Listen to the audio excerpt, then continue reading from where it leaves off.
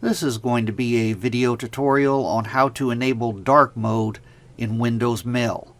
I'm going to jump over to Windows Mail here. I'm using the desktop PC, Windows 10. To enable dark mode, the pane off to the left hand side, you can open and close the pane by clicking on these three bars up here.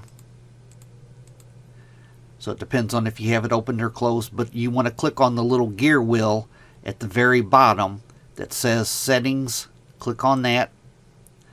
Then in the pane that opens up off to the right hand side, you want to click on Personalization.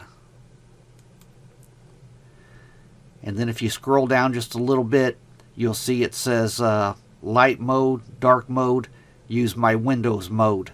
By default your Windows mode is on, but you can change it to either dark mode or light mode. I'm going to switch it to dark mode. And now when I open up some mail, you can see it's in dark mode.